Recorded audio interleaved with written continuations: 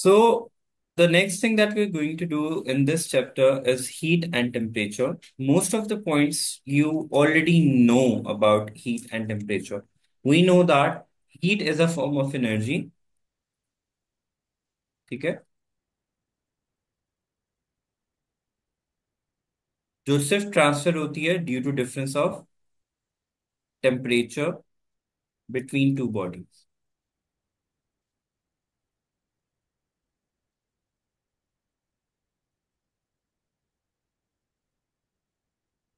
Whereas temperature हमारे पास क्या है? How do we define temperature? Temperature basically refers to the intensity of heat of a body.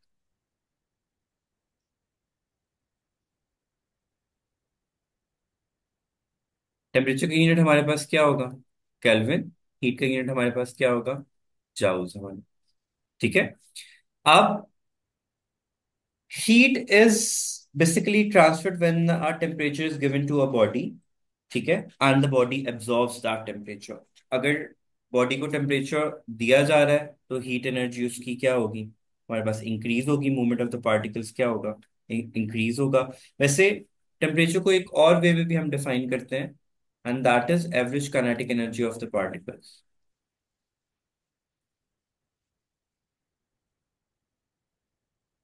So, if kinetic energy increase कर रही है, it means temperature भी क्या कर रहा है? Increase.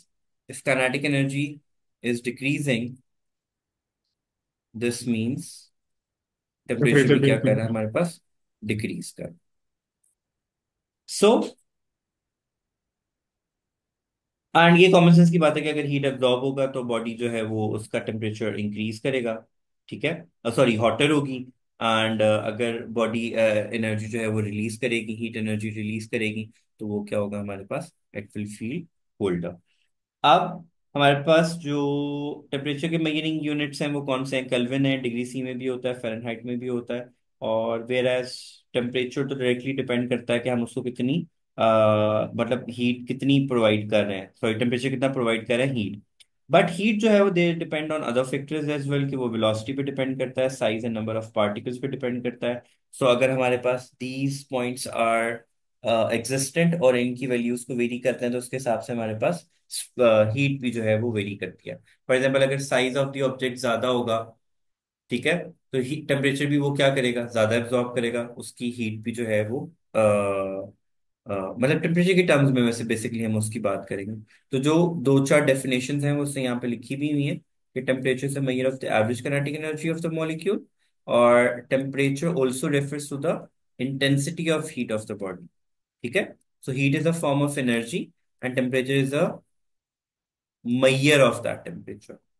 तो हीट को मैयर करते हैं जाउल्स में, टेम्परेचर को मैयर करते हैं केल्विन में, डिग्री सी में एंड फ़ारेनहाइट के अंदर. जो हीट ऑफ अ सब्सटेंस है वो डिपेंड करेगी वेलोसिटी पे, size and number of the particles के. ठीक है. नेक्स्ट जो पार्ट आ रहा है वो आप लोगों ने पहले ही पढ़ा हुआ है, which is known as heat capacity और specific heat capacity. Heat capacity is defined as,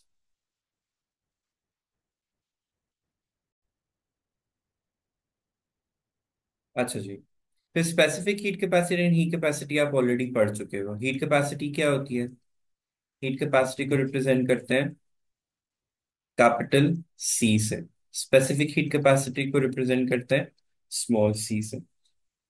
दोनों में डिफरेंस ये होता है कि स्पेसिफिक हीट कैपेसिटी में अमाउंट ऑफ सब्सटेंस फिक्स होती है, और दोनों में कॉमन क्या होता है? Both discusses about the heat energy required to raise the temperature of the body through 1 Kelvin. ठीक है. मेरे पास एक बाउल है, एक एक एक ऑब्जेक्ट है. I have given them heat. कितना हीट एनर्जी इन जाउल्स उन्होंने एब्जॉर्ब किया to raise its temperature through 1 Kelvin, that is given by heat capacity. ठीक है. स्पेसिफिक हीट कैपेसिटी क्या होती है? If I take into account the amount of this substance, amount of this block, ठीक है। So heat capacity किन दो चीजों पे डिपेंड कर रही है? क्लियरली हमने दो चीजों को डिस्कस किया, हीट एनर्जी को और टेम्परेचर को। और स्पेसिफिक हीट कैपेसिटी किसको डिस्कस करी है? Heat energy, temperature and mass. तो इनके फॉर्मूलाज क्या होते हैं? As it you see here, heat capacity किसकी इक्वल होती है? क्यू ओवर डेल्टा टी के। और स्पेसिफिक हीट कैपेसिटी क्या होती है? Q over delta T into M. तो अगर हम एक रिलेशनशिप बिल्ड करें यहाँ पे, तो heat capacity is equals to Q over delta T and specific heat capacity is equals to Q over delta T into M के। अगर क्यू ओवर डेल्टा टी की जगह पे हम हीट कैपेसिटी को पुट कर दें, तो specific heat capacity is equals to heat capacity over mass. Okay. Sir specific heat capacity समझना है, इसमें क्या डिफरेंस है? स्पेसिफिक हीट कैपेसिटी में सिर्फ मास को भी अंडर कंसिडरेशन लेके आना। हीट कैपेसिटी में हम सिर्फ ये देखते हैं कि हमने हीट एनर्जी दी और कितनी हीट एनर्जी रिक्वायर्ड थी उस ऑब्जेक्ट को to raise its temperature through 1 kelvin. For example it was at 20 degree C. 20 degree C से 21 डिग्री सी पे जाने के लिए उसने कितनी हीट एनर्जी रिक्वायर्ड थी, वो हम कैलकुलेट करते हैं with the help of heat capacity. अब स्पेसिफिक हीट कैपेसिटी में भी वही होता है, बट हम उसमें मास को भी इन कंसिडरेशन लेके आते हैं कि 1 ग्राम ऑफ सब्सटेंस से कितनी हीट रिक्वायर्ड की to raise its temperature of through 1 kelvin. 2 gram से कितनी की, 3 ग्राम से कितनी की, 4 ग्राम से कितनी की। अब ऑब्वियस सी बात है कि अगर हमारे पास चार ब्लॉक्स हैं, एक 1 ग्राम्स का है, एक 2 ग्राम्स का है, एक 3 ग्राम्स का है, क्या would they require the same amount of heat energy to no raise sir. Its temperature through one no kelvin? Sir. नहीं ना, वेरी करेगा वो। तो वो हम हेल्प लेते हैं किससे? स्पेसिफिक हीट कैपेसिटी से। तो ओके। सर हीट कैपेसिटी जो होती है वो जनरल में बताती है? हाँ, जनरल, उसमें हम मास को कंसिडर नहीं करते, जनरली स्पीकिंग। जो स्पेसिफिक हीट कैपेसिटी है वो with respect to mass discuss करते हैं।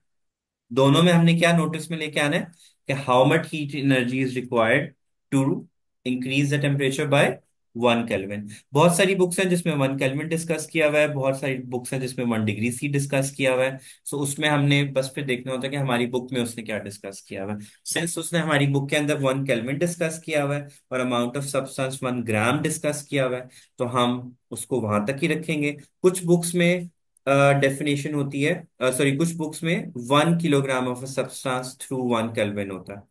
तो नॉर्मली इट इज सजेस्टेड कि आपकी बुक में जो बात डिस्कस की हुई है हम उसके उसके हिसाब से चलते हैं। तो specific heat capacity is the amount of energy required to raise the temperature of 1 gram of substance by 1 kelvin is called specific heat capacity. ठीक है।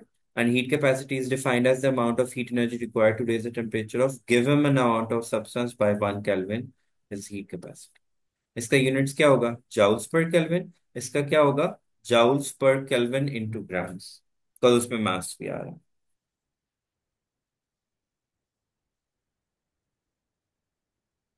क्लियर? Yes sir. अब calorimeter is a device which is use to measure the this heat capacities thing. तो example में अगर हम लोग देखें, तो उसने हमें डाटा क्या क्या दिया हुआ है? उसने हमें वॉल्यूम दिया हुआ है, उसने हमें मोलारिटी दी हुई है। मोलारिटी ऑफ वो मतलब न्यूट्रलाइजेशन रिएक्शन है, तो हीट क्या होगी? एब्जॉर्ब होगी या एमिट होगी? न्यूट्रलाइजेशन रिएक्शन में हीट क्या होती है? एमिट होती है। एक्सोथर्मिक रिएक्शंस होते हैं हमारे पास, रिमेम्बर। अब उससे टेम्परेचर हमें रेज बता दिया हुआ है, कितना हुआ है? 25 से 31 डिग्री सी हुआ है। हमें calculate the heat of enthalpy, sorry, heat of neutralization calculate करनी है। स्पेसिफिक हीट कैपेसिटी उसने हमें दे दी हुई है, डेंसिटी उसने हमें दे दी हुई है। पहले उसने टोटल वॉल्यूम कंसिडर किया, that came out to be 100 centimetre cube. Density उसने दी हुई है। वॉल्यूम और मास अगर आ जाए तो डेंसिटी, सॉरी, वॉल्यूम और डेंसिटी आ जाए तो मास कैसे कैलकुलेट करते हैं? सर अगर density equals to mass over volume होता है, तो मास किसके इक्वल होता है? डेंसिटी इनटू वॉल्यूम के। तो यहाँ से मास ऑफ द सब्सटेंस आ गया। टेम्परेचर उसने ऑलरेडी दिया हुआ था, तो टेम्परेचर डिफरेंस होता है, तो हमने उसका डिफरेंस निकाल लिया। It came out to be 6.9 kelvin. अब हमने उसको फॉर्मूला में पुट कर दिया। 100 ग्राम्स इंटू 4.2 इंटू 6.9, हमारे पास आंसर आ गया। अब नंबर ऑफ होल्स तो हमें पता है, वो हमें पता है ना, M1 V1 is equal to M2 V2 over N का फॉर्मूला लगा के हम लोग यूज करते थे।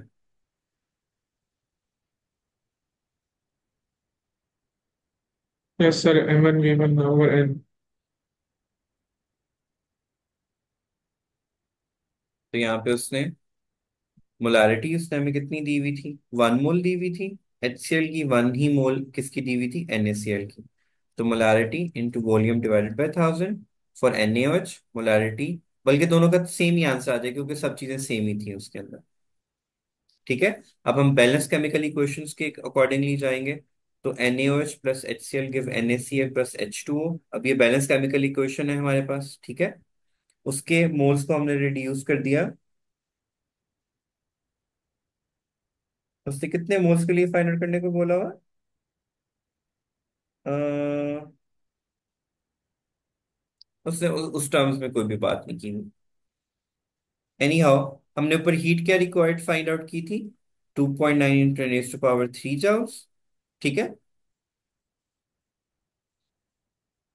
और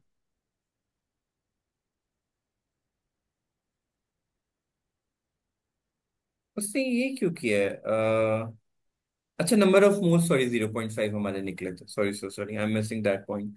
हमने ऊपर नंबर ऑफ मोल्स कैलकुलेट किए हैं, तो उसने सबको उसके अकॉर्डिंगली ही चेंज कर दिया। चूंकि सेम ही क्वांटिटी आ रही थी, तो हमने उसको 0.05 ही रहा, तो हीट को divided by number of moles कर दिया, तो हमारे पास जो है हीट ऑफ न्यूट्रलाइजेशन आ गई 5.8 इंटू 10⁻⁴ joules/mole। अगर हम किलो जाउल्स में जाना चाहेंगे तो वो ये बन जाएगा। तो हीट ऑफ न्यूट्रलाइजेशन का फॉर्मूला क्या होता है, heat divided by number of, heat of neutralization number of divided by moles. Number of moles. और साथ में माइनस का साइन इसलिए लिखा क्योंकि ये कौन सा रिएक्शन होता है न्यूट्रलाइजेशन का, एक्सोथर्मल। नेगेटिव। एक्सोथर्म। और वैसे भी अगर हम हीट ऑफ न्यूट्रलाइजेशन के ऊपर जाए तो उसने मोलारिटी डिस्कस की हुई है क्वेश्चन के अंदर। हेस लॉ का इंट्रोडक्शन मैंने आपको कल भी दिया था, क्या इंट्रोडक्शन दिया था कल हेस लॉ का मैंने आपको।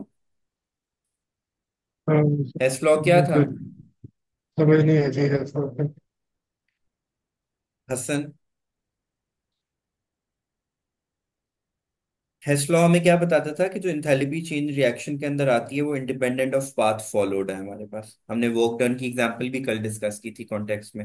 जैसे हम लोगों ने वर्क डन फाइंड आउट किया था ना, कि वर्क डन जो होता है वो इंडिपेंडेंट ऑफ पाथ फॉलोड होता है।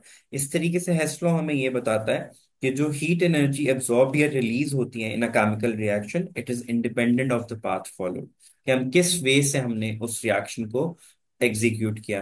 We directly went for that reaction, या हमने डिफरेंट प्रोसेस के थ्रू हम उस रिएक्शन तक रीच आउट किए। तो उसने यहाँ पे एग्जांपल दी हुई है कि हम लोगों ने रिएक्शन को एग्जीक्यूट किया directly from A to B, या A to C and then C to D and then D to B के चॉइसेस आवर्स, ठीक है। सो हमारे पास उसमें कोई भी चेंज नहीं आएगा। और ऑब्वियसली जब हम साइक्लिक प्रोसेस में जाते हैं तो टोटल हीट हमारे पास किसकी इक्वल होती है, zero. Work done in a conservative path is equal to zero. वही जो हमने वर्क डन में किया था ना, वही सारे कॉन्सेप्ट्स यहाँ पे लग रहे हैं। बस इसको हेस लॉ क्यों कह रहे हैं, बिकॉज ये इन टर्म्स ऑफ एंथैल्पी आता है और ये केमिकल रिएक्शंस की हीट को डील कर रहा है। ठीक है। तो इंथैलेपी का क्या मतलब होता है? एंथैल्पी जो हमने स्टार्ट में किया था, रैंडमनेस। हाँ, एंथैल्पी का क्या मतलब हमने पढ़ा था, मुझे भी दिमाग तरीके का समझ आएगा। याद नहीं आ रहा।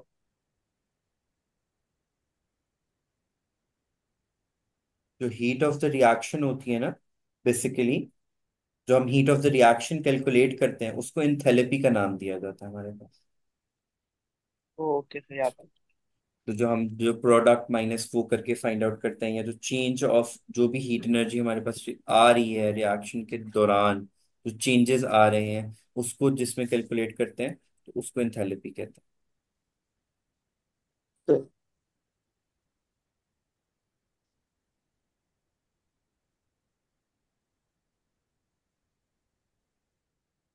तो heat of the reaction is basically the change in enthalpy that is known as. Exothermic reaction होगा तो एंथैल्पी क्या होगी? नेगेटिव। एंड एंडोथर्मिक रिएक्शन होगा तो एंथैल्पी क्या होगा? पॉजिटिव। यानी जो हीट एनर्जी, जो एनर्जी के अंदर चेंज आएगा हमारे पास, जो हीट ऑफ द रिएक्शन होगा, that is known as enthalpy. अवॉर्ड तो या सर हीट एब्जॉर्ब्ड चेंज होती को है एंथैल्पी व्हेन कहेंगे। मोलर, व्हेन वन मोलारिटी को कंसिडरेशन में लेके आना है हमें।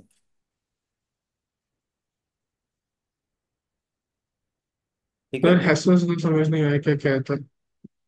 पहले एंथैल्पी तो पक्का कर लो, फिर हेस लॉ पे दोबारा लेके आता हूँ।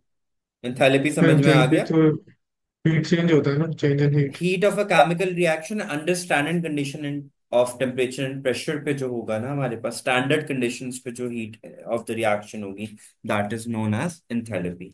हेस लॉ हमें ये बताता है कि जो हीट ऑफ द रिएक्शन है, विच मींस द एंथैल्पी जो है हमारे पास, वो इंडिपेंडेंट ऑफ पाथ फॉलोड होती है। कि अगर हमको केमिकल रिएक्शन अकर हुआ, अगर हम उसको डायरेक्टली कर लें या डिफरेंट स्टेप्स को फॉलो अप करते हुए, डिफरेंट स्टेप्स के थ्रू हम जाएं, तो दोनों केसेस में हमारे पास जो एंथैल्पी चेंज आएगा वो हमेशा क्या रहेगा? सेम। जैसे कि रेफरेंस एग्जांपल देखो कि हम डायरेक्टली कार्बन को ऑक्सीजन के साथ रिएक्ट करवा के CO2 बना दें, या वी फॉलो दी स्टेप्स, तो दोनों में जो हमारे पास एंथैल्पी चेंज आएगा वो हमेशा क्या रहेगा? इक्वल रहेगा। समझ आ ठीक है। गया। जैसे C+O2 को डायरेक्ट रिएक्ट करवाया, हमारे पास एंथैल्पी चेंज कितना निकला? -393। दूसरे में हमने क्या किया कि मैंने कार्बन को पहले रिएक्ट करवाया और कार्बन मोनोऑक्साइड बनाई, एंड कार्बन मोनोऑक्साइड को फिर ऑक्सीजन के साथ रिएक्ट कराया, फिर कार्बन डाइऑक्साइड बनाई। दोनों की इंथैल्पी चेंज क्या निकला? -110 एंड -282। अब मैं इनको ऐड करूंगा तो it would give us the same answer जो मैंने डायरेक्ट फॉलो स्टेप करते हुए किया था। तो हेस लॉ हमें ये बताता है कि हीट ऑफ द रिएक्शन या इंथैल्पी जो है, it is independent of the path follow. कि अगर हम डायरेक्ट चले जाएं या हम डिफरेंट स्टेप्स को फॉलो करते हुए जाएं, दोनों केसेस में हमारे पास एंथैल्पी जो है वो चेंज, सॉरी, सेम रहती है। ठीक है। यानी रिजल्टेंट और हमेशा सेम ही रहेगा। हाँ, क्योंकि it's independent of path follow. इसकी जरूरत अब क्यों पड़ती है? इसकी जरूरत इसलिए पड़ती है कि there are certain chemical reactions जो डायरेक्टली प्रोसीड नहीं किए जा सकते। We have to go through a series of steps to produce that product.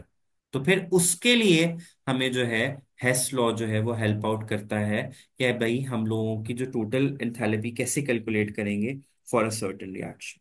जैसे उन्होंने अगली एग्जांपल में डिस्कस किया हुआ है कि हम लोगों को फाइंड आउट करनी है heat of enthalpy for the formation of, क्या कहते हैं,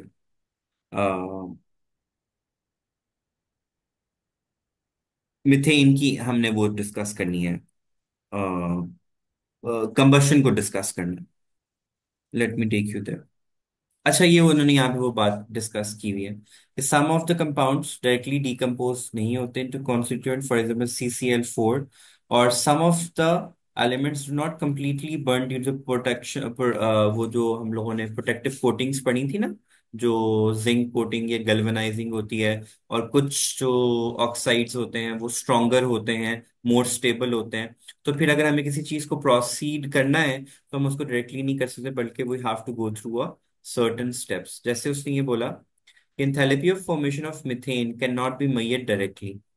By the application of Hess law, it can be determined indirectly from the enthalpies of combustion of CH4।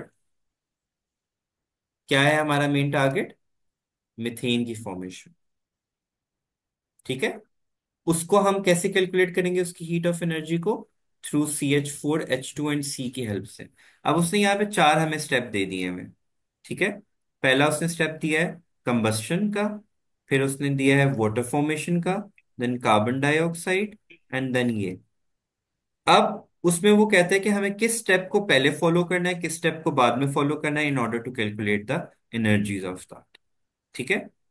If we सी के हमारे पास तीन स्टेप्स हैं, 1, 2 एंड 3, तब जाके ये हमारे पास बन रहा है। अब इसको किस सीक्वेंस में हमने वो करना है, कैरी फॉरवर्ड करना है, वो हम लोगों ने देखना होता है कि किस तरीके से हमारे पास हीट एनर्जी जो है वो सर निकलेगी पहला वाला जो विद। है, तो नंबर वन जो है वो हम्म। कंप्लीट रिएक्शन है क्या? नहीं यानी नहीं जो नहीं नीचे जो है सारे स्टेप्स हैं उसके। नहीं नहीं नहीं नहीं। सिर्फ उसने एक स्टेप्स दिए में, इन 4 स्टेप्स में से हमने चूज करना है कौन पहले आएगा, कौन बाद में आएगा, which will lead to the formation of CH4। ठीक है। अगेन हमें क्या बनाना है, फॉर्मेशन ऑफ क्या करनी है, मिथेन करनी है। PHP। उसने हमें 3 रिएक्शंस दे दिए हैं, कौन पहले आएगा कौन बाद में आएगा, उसको हमने डिसाइड करना है। ओके।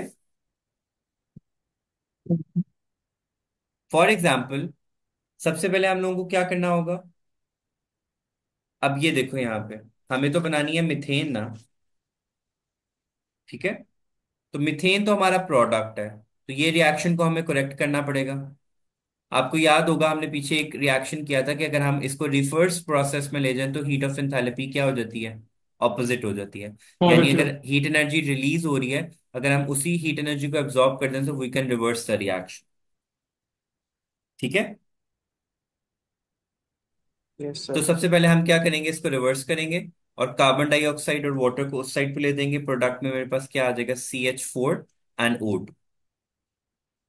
ठीक है। अब फिर ये वाले रिएक्शन के अंदर हमें इसको क्या करना है, इसको बैलेंस करना है। हमारे पास H2O की फॉर्मेशन कब होती है, जब 2 moles of oxygen and 1 mole of oxygen reacts to give 2 moles of H2O।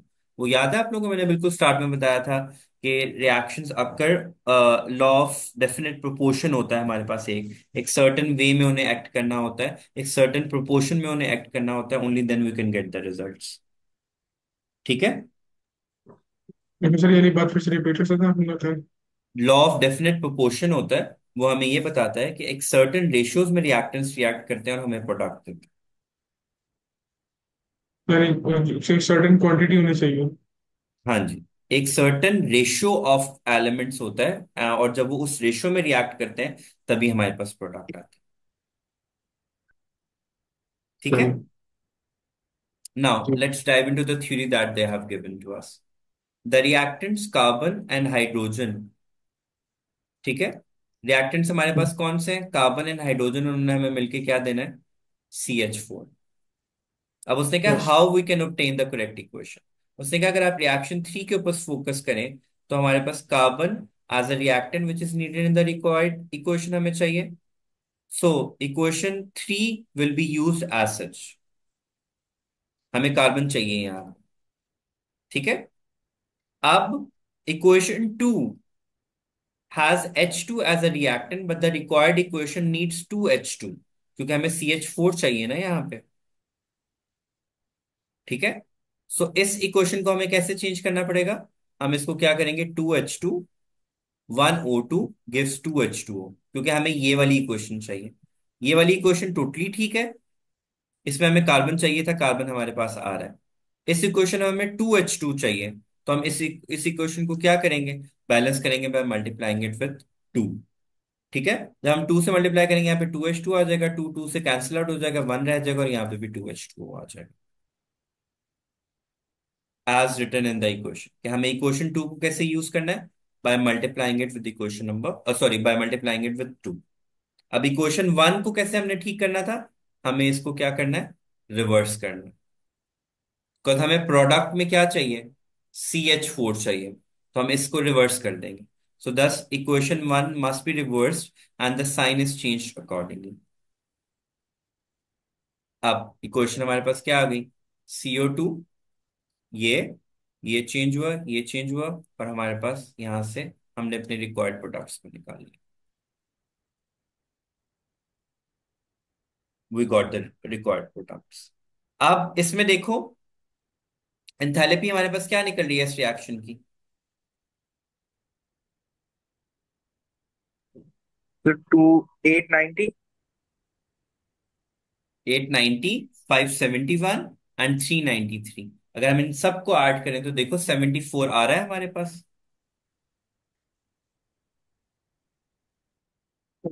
मतलब पहली तीन को सिर्फ ऐड करो, 890 minus 571.6 minus 393.5, is it giving us minus 74.6?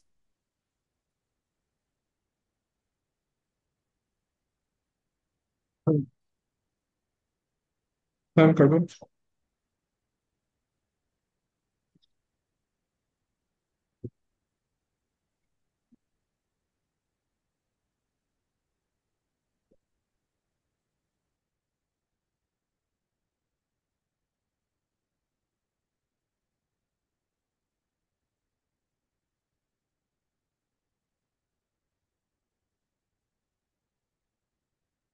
ये सर दे रहा है। अच्छा, अब यहाँ पे एक और ध्यान दो। CO2, अगर जब हम इन इक्वेशंस को ऐड करेंगे, CO2 दोनों साइड्स पे है, ये कैंसिल आउट हो जाएगा। ठीक है। H2O दोनों साइड्स पे है, ये कैंसिल आउट हो जाएगा। ऑक्सीजन ये दो ऐड होके 2O2 बना देंगे, ये इससे कैंसिल आउट हो जाएंगे। अब कैंसिलेशंस पे जरा ध्यान देना कि जो स्पीशीज दोनों साइड्स पे एग्जिस्ट करती हैं उसको हम लोग कैंसिल आउट कर देंगे। Let's start from the beginning. CO2 से कैंसिल आउट हो जाएगा। H2O इससे कैंसिल आउट हो जाएगा। हमें प्रोडक्ट में सिर्फ ये चाहिए। ठीक है। अब C कहीं और एग्जिस्ट कर रहा है इसमें, इन हाँ। तीनों क्वेश्चंस में C कहीं एग्जिस्ट कर रहा है, ये एज इट इज रह जाएगा, इसको हम सर्कल आउट कर देते हैं। H2 कहीं और एग्जिस्ट कर रहा है, वो भी एज इट इज आ जाएगा। O2 इसके साथ कैंसिल आउट हो गया। Now do you see the yes reactants yes, वो देख लेफ्ट लिया। And the product left?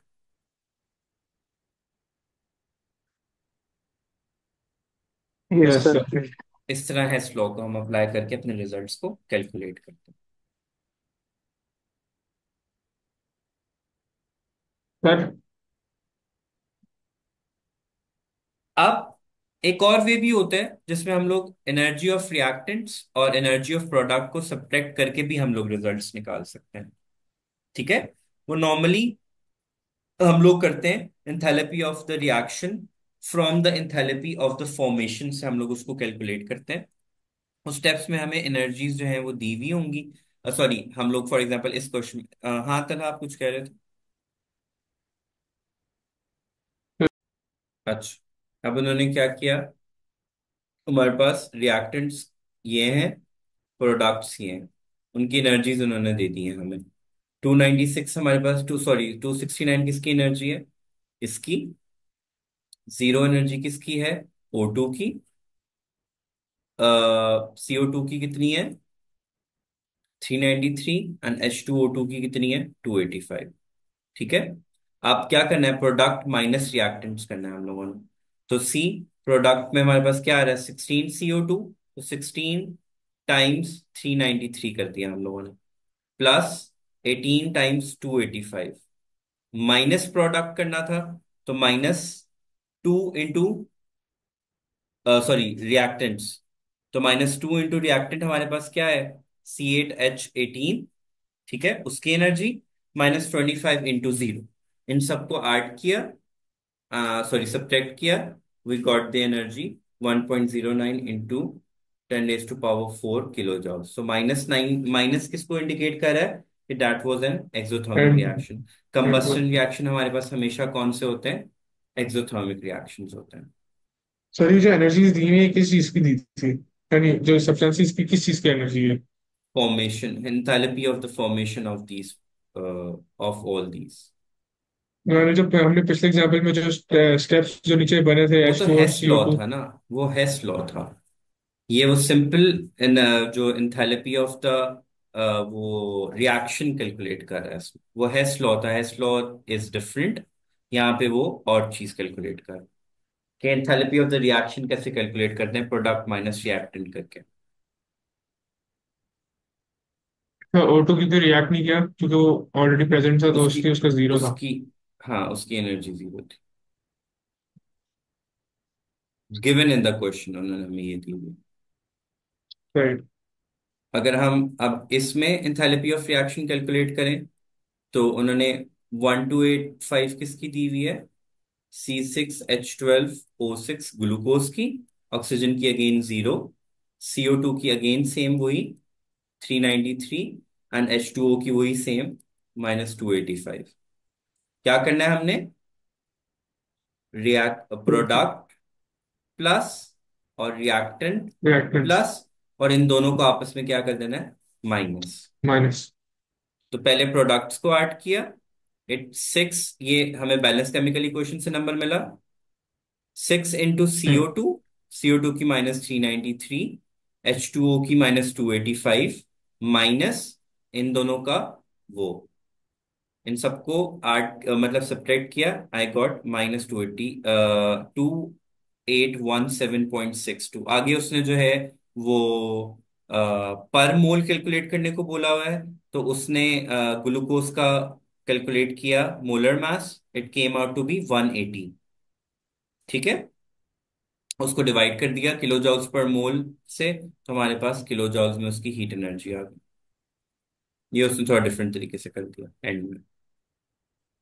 Cos carbon की कितनी होती है? 12 प्लस हाइड्रोजन 12 प्लस ऑक्सीजन 6 है, तो 6 इंटू क्या होता है इसका? 16 होता है ना। यस। इन सबको ऐड करके वहां से उसका ग्राम्स पर मोल निकाल लिया। अब लास्ट एग्जाम्पल में भी उसने यही किया, सब एनर्जीज दी हुई है, प्रोडक्ट माइनस रिएक्टेंट कर दिया। 2 इंटू CO2 393, 2 इंटू -285 H2O की, और रिएक्टेंट्स में हमारे पास क्या आ रहे हैं? इथीन आ रही है एंड ऑक्सीजन आ रहे हैं, उनको उससे मल्टीप्लाई किया, ऐड किया और सब्ट्रैक्ट कर दिया प्रोडक्ट में से। So we got an answer of -1390 kilojoules per mole के अंदर। जो कंबस्शन थे सारे ही के सारे हमारे पास किस फॉर्म में आएंगे? माइनस के अंदर हमारे पास आंसर आएंगे। ठीक है। Our yes sir. next topic would be bond habit cycle, and as I told you, it's an extensive topic. So we will do the associated topics alongside with it. So we'll hello. end this here today.